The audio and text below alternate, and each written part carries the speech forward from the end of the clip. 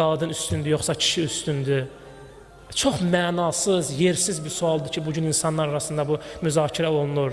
Qadındır üstün olan, yoxsa kişidir üstün? Qadının ailədə sözü keçməlidir, yoxsa kişinin ailədə sözü keçməlidir? Baxırsan ki, böyük adamlardır, elm əhlidir, oturub saatlarla danışırlar, boş-boş.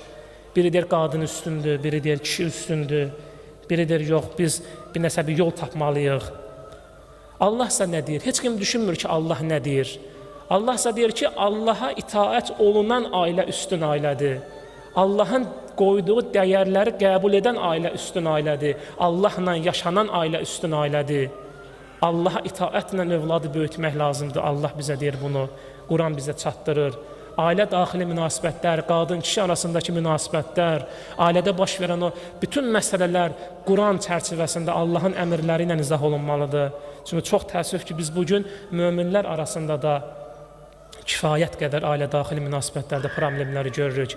Möminlərin uşaqlardan çəkdiyi o əziyyətləri görürük. Bəzən valideynlər gəlir, ata namaz qılandı, ana namaz qılandı, amma uşaq deyir, uşağımdan çox narahatam. Uşaq sözümə qulaq asmır. Çünki əvvəldən təməl yanlış qoyulur. Təməl Allaha itaət üzərində qurulmur. Təməl müasir dövrdə bizə təqdim olunan izzətsiz itaət üzərində qurulur.